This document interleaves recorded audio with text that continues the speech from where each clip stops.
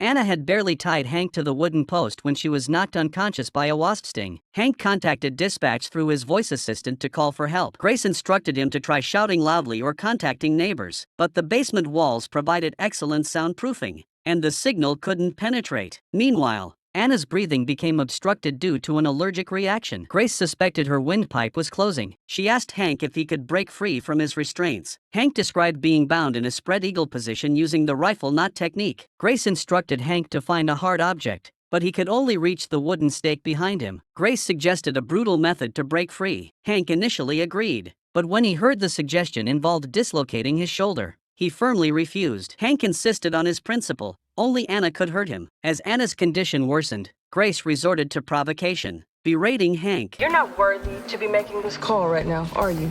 Cowering like a worthless little nub. You look at baby carrots with envy. You haven't earned the right to be speaking to me. Please, Your Grace, I'll do it. I expect a thank you for the pain. Yes, Your Grace. Hank slammed his shoulder into the stake, dislocating it. Gritting his teeth, he raised his arm overhead and swung it behind him, causing the ropes to snap free. He picked up the epinephrine pen from the ground and injected it into Anna's thigh. Anna quickly regained consciousness. Colleagues marveled at Grace's tactics, hailing her as the 51 Shades of Grey of dispatch operations. Behold this newly acquainted, reckless couple about to commit utter foolishness. Before even entering the supermarket masked, store manager Ruth had already alerted the police. Man and woman, seen the guy before he buys his lottery tickets here. Calls himself Harley. They're coming in. When the pair burst in brandishing guns, Ruth feigned terror and directed staff to cooperate. Being robbed. Again? Give her the cash. Give it up. As she handed over the cash, Ruth gossiped, "Harry, is this girlfriend Lisa or Mia?" Harry's girlfriend immediately bristled. Ruth poured fuel on the fire. Oh, a new one. He call you Baby Bear too? Shut up, you! How many baby bears are there? Just you!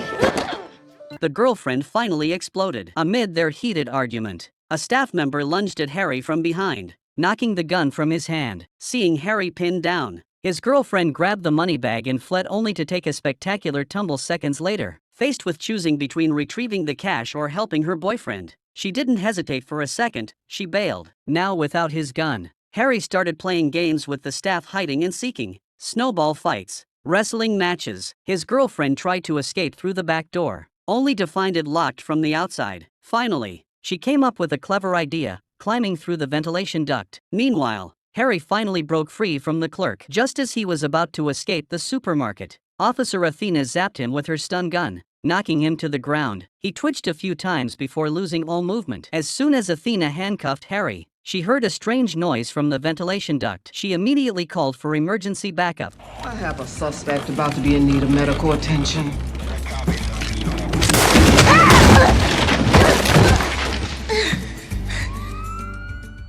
That day, the clown was performing on stage for the audience. It was young David's birthday, and the clown wanted to give him a toy. He asked David if he liked giraffes. David's mother was astonished, as almost no one knew about this preference. David's birthday wish was for his father to celebrate with him. The clown fashioned a giraffe out of balloons, making David ecstatic. Next, the clown prepared to dance, unaware of the approaching danger.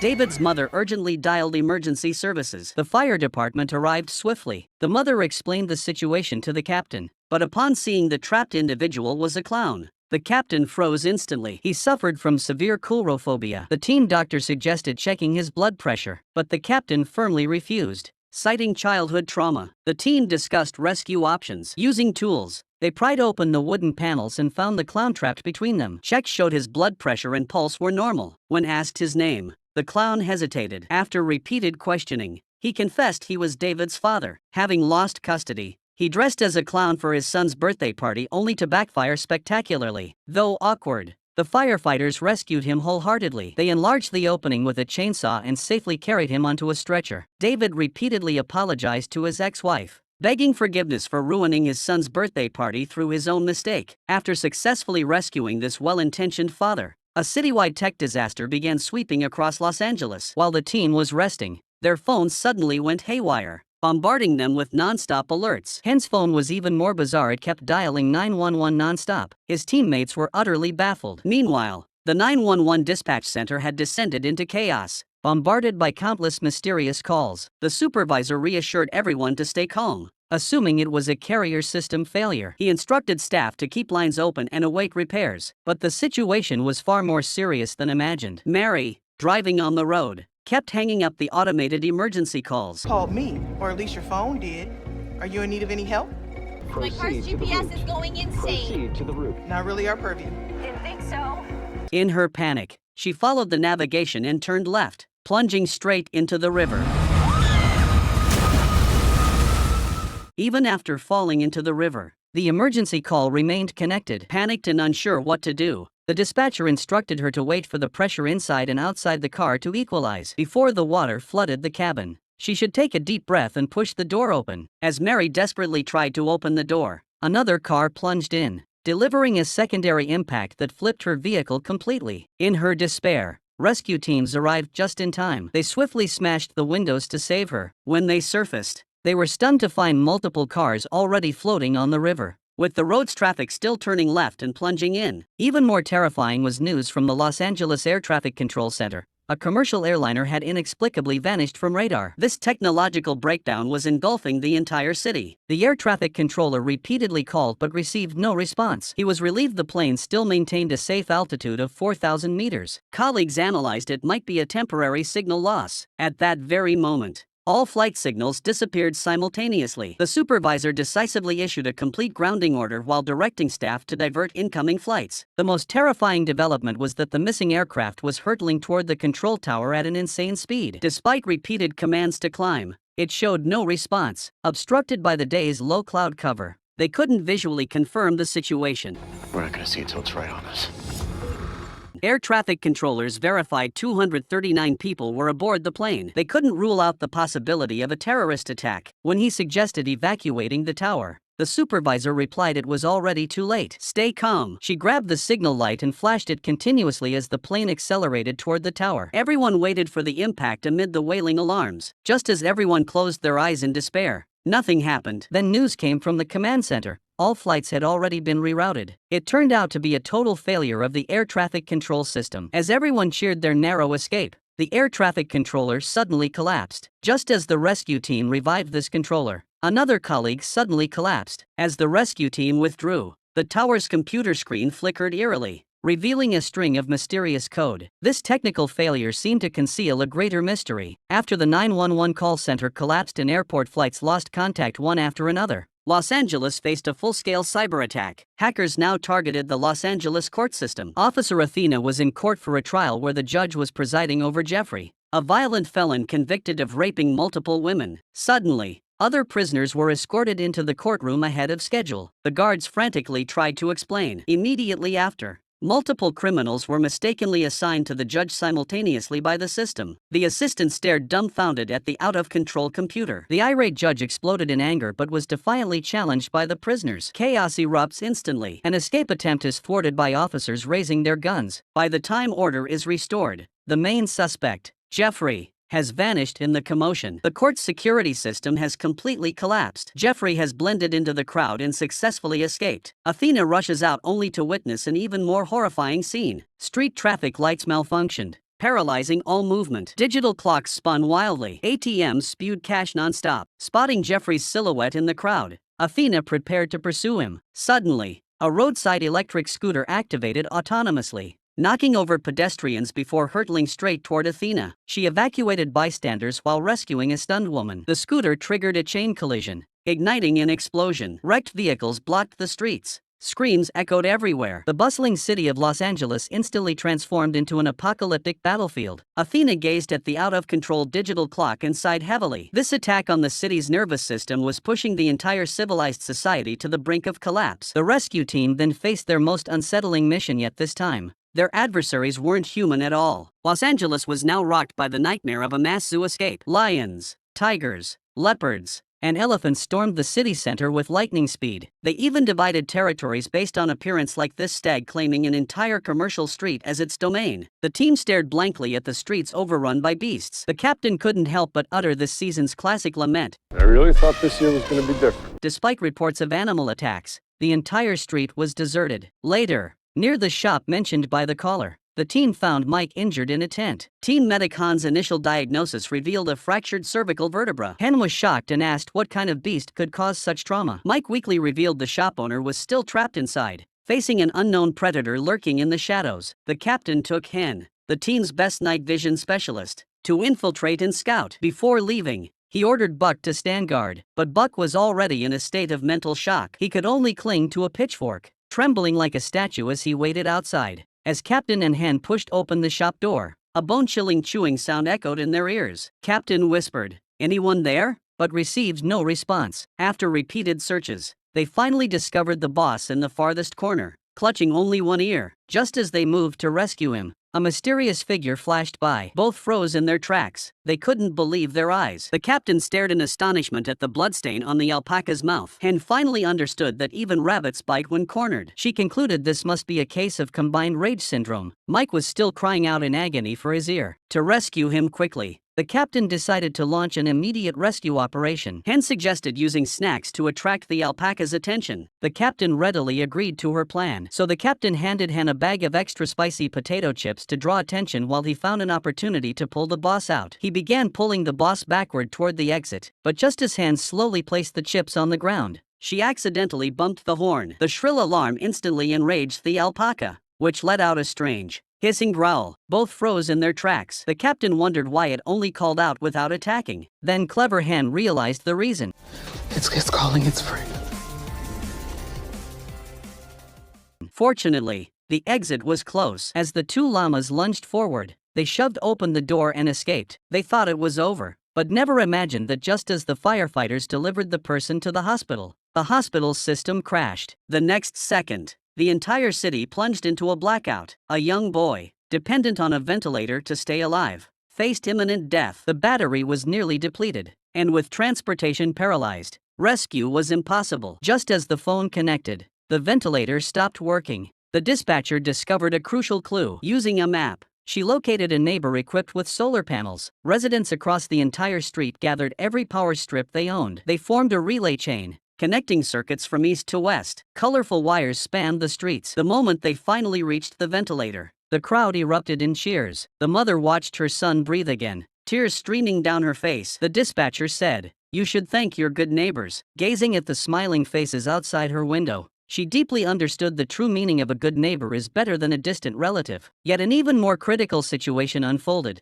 A helicopter transporting a heart organ to the hospital, with doctors awaiting on the rooftop. Suddenly, a massive citywide blackout struck, plunging the pilot into darkness. Unable to locate the landing pad, the rotor blades struck the wall, sending the aircraft into violent tremors. The pilot fought to stabilize the controls, but the helicopter ultimately hovered precariously on the edge of the rooftop, teetering on the brink of disaster. The fire chief, who was on duty, witnessed the peril unfolding above. His team immediately rushed to the rescue. Upon reaching the rooftop, the firefighters discovered the landing gear entangled in cables, preventing the helicopter from crashing but leaving it at risk of snapping free at any moment. The team split into two groups, one to rescue the trapped individuals, the other to attempt an emergency shutdown of the rotor blades. The crew moved with superhuman agility. Suddenly, the fuselage tilted, nearly sending the crew sliding out. The captain swiftly adjusted his position to stabilize the aircraft. Crew members delivered a stretcher and secured the patient,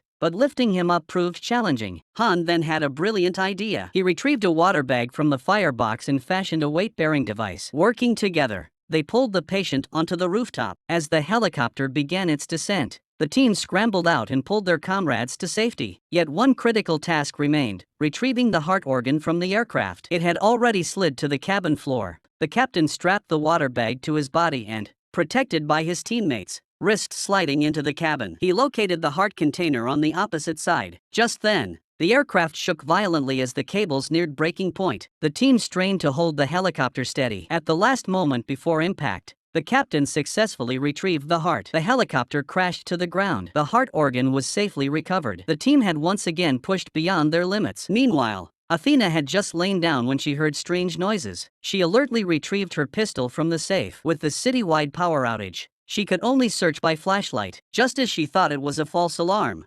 Jeffrey suddenly appeared before her. Athena's gun clattered to the floor, but her professional training kicked in immediately. Athena launched a counterattack, and the two engaged in a fierce struggle. Ultimately, Athena was thrown to the ground. Jeffrey seized the opportunity to pick up the pistol. Athena jolted awake, realizing it was a nightmare. Yet she knew that if Jeffrey remained at large, the nightmare would eventually become reality. She and her colleague Steven split up to conduct a thorough search of Jeffrey's social circle. However, they didn't anticipate that Jeffrey was currently at the home of defense attorney Emma. Faced with irrefutable evidence, Emma advised him to plead guilty for a reduced sentence. Jeffrey, however, believed his lawyer hadn't fought hard enough. As a repeat offender, he naturally wanted to test the lawyer's loyalty. Just as Emma was half-heartedly agreeing, Steven arrived in time, pointing a gun at Jeffrey's head and telling Emma not to be afraid. As Steven escorted Jeffrey to the police car, he notified Athena that the suspect had been apprehended. Athena felt a huge weight lifted, just as Steven believed his mission complete.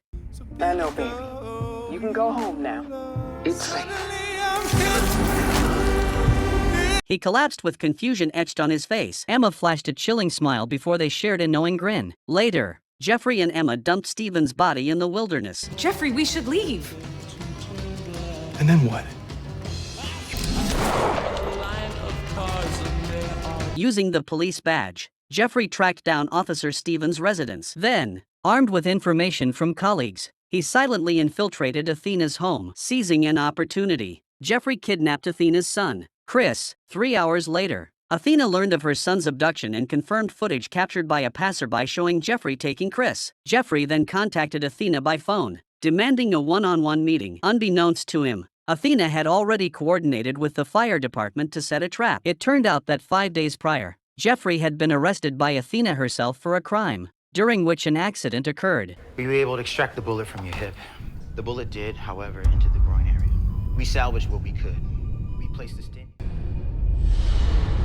He had then set his revenge plan in motion. Jeffrey knew the city's surveillance cameras were blinded and emergency communications were completely severed, much like when Baltimore suffered a ransomware attack in 2018, leaving 90% of government systems paralyzed and police unable to even print arrest warrants. Thus, he meticulously planned his escape and vengeance, yet he failed to anticipate that justice prevails over evil. He could not overcome righteousness. Athena swiftly leveraged her connections and resources to pinpoint a suspicious property linked to Jeffrey. Finally, she and the fire department located the trapped Chris.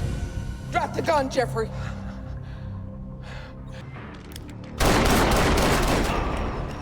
Fortunately, her son Chris was unharmed. As for the cyber attack, this was fundamentally a classic case of failed public sector IT governance. Yet the city's vulnerabilities remained. After a prolonged battle, the city's chaos was temporarily quelled. But the rescue team's mission was far from over. A residential building suddenly erupted in flames. Firefighters swiftly launched the rescue operation. Crews below used water cannons to suppress the blaze, while teams above searched hallways for trapped residents. As the flames intensified, they persisted in their search. Buck noticed a locked front door and deduced someone must be inside. They forced entry and found an elderly person collapsed in the bathroom. The individual had slipped in the shower, suffered a severe head injury, and was immobile. He urgently demanded the firefighters rescue Gladys first. Hearing this name, the team assumed it referred to a pet. However, the absence of other cries for help confirmed their suspicion. The captain fashioned a stretcher from bedsheets to carry the elderly man downstairs. Buck remained in the burning building to search for the man's pet. After the elderly man was safely rescued,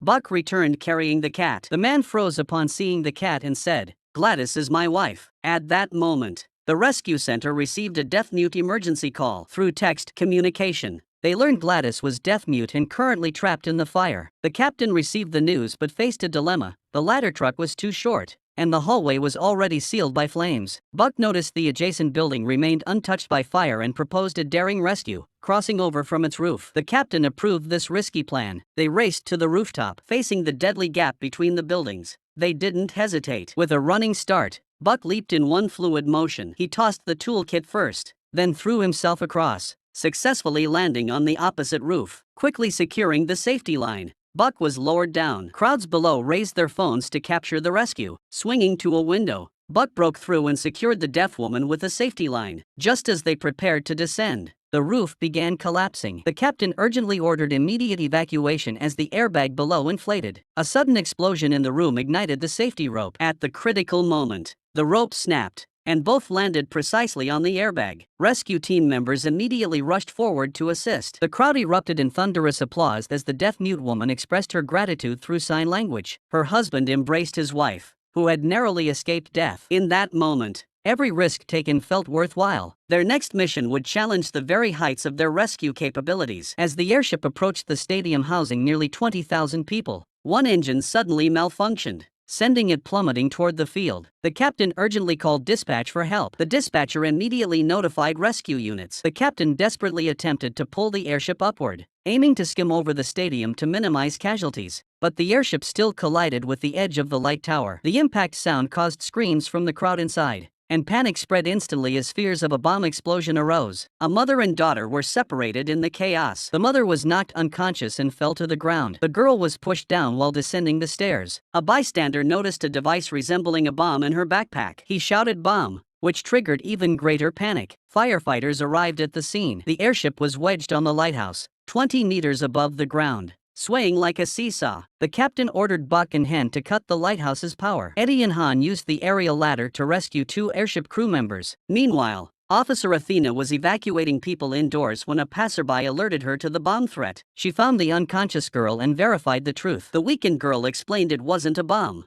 but a power pump for an artificial heart. Athena immediately reported the facts to dispatch and sent photos of the device's details. The dispatcher confirmed it was a pneumatic pump powering the artificial heart inside the girl's chest. Athena discovered the pump had stopped working and the girl was becoming unconscious. She prepared to perform CPR but was urgently stopped by the dispatcher. Compression could push the hard plastic device deeper into her chest. The dispatcher indicated a backup pump should be in another backpack. Athena immediately rushed upstairs to search. Meanwhile, rescue team members Eddie and Han had extinguished the engine fire. The captain positioned the aerial ladder near the airship's hatch. After prying it open, Eddie swiftly jumped into the unstable airship. He instructed the conscious co-pilot to exit first, with both moving alternately to maintain balance. Eddie quickly seated himself in the co-pilot's seat to rescue the unconscious captain. Buck climbed the ladder to assist. Eddie cut the captain's safety belt and helped him toward the door, but the movement caused the airship to sway violently. Buck ordered the captain to lower the ladder while he positioned himself externally to assist. They successfully transferred the captain to the ladder.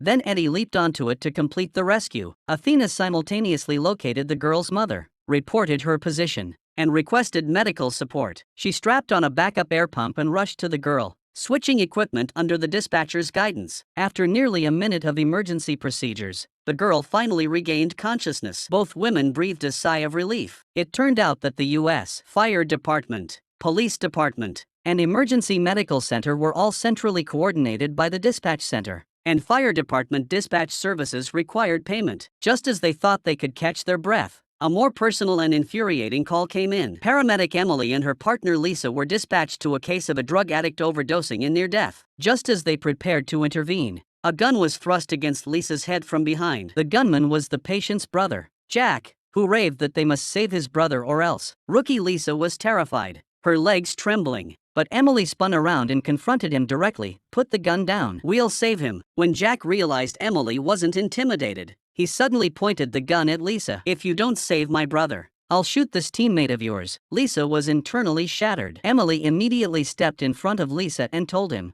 "Come at me if you dare." This move completely threw Jack off. As they were in a tense standoff, the addict started foaming at the mouth. Emily immediately injected naloxone. Lisa rushed to clear his airway, but the patient still showed no signs of breathing. Jack completely lost it, convinced they were deliberately refusing to help. Emily, holding back her anger, explained they didn't have enough medication and needed to get him to the hospital. "If we delay any longer, your brother really won't make it." Seeing Jack still refusing to lower his gun, Emily gambled with her life. She shoved the stretcher toward the ambulance and charged forward. Before Jack could react, Emily executed a drift, slammed the door shut, floored the accelerator, and fled the scene. Though rushed to the hospital, the patient had overdosed fatally. When Emily heard the news, she'd sensed trouble was coming. Sure enough, during their next call, Jack's truck slammed into the ambulance from behind, sending it tumbling off the overpass. Fortunately, the ambulance's protective structure held firm. Emily and Lisa escaped with only minor injuries. Jack,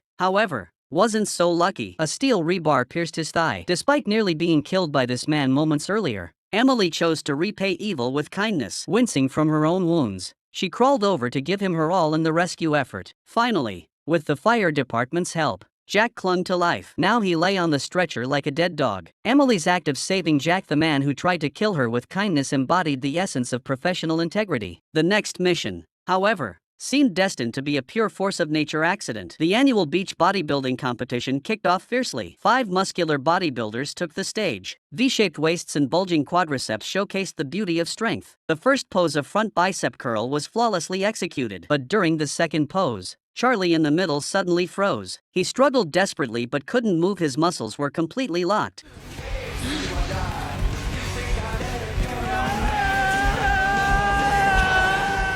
Firefighters and reporters rushed to the scene. Buck speculated it was dehydration-induced muscle cramping. Upon questioning, Charlie revealed he hadn't consumed a single drop of water since yesterday morning, all to dehydrate himself, reduce weight, and accentuate his muscle definition. The team captain pointed out his extremely low potassium and sodium levels caused the stiffness. Before replenishing Charlie's electrolytes, the captain asked if he'd taken any drugs. Charlie vehemently denied it, but both the captain and Han remained skeptical. The captain noticed a reporter nearby. Fearing exposure, Charlie refused to confess. After shooing away the reporters, the captain warned that combining steroid use with saline injections could cause kidney failure. Charlie finally admitted to taking steroids and using diuretics last night to flush out fluids. Only then did Han understand the cause of his low blood pressure. Team members carried Charlie onto a stretcher to the hospital. Trembling, he asked if he could make it through. The captain promised to help him get through this, jokingly adding that the price paid was enough for a lifetime gym membership.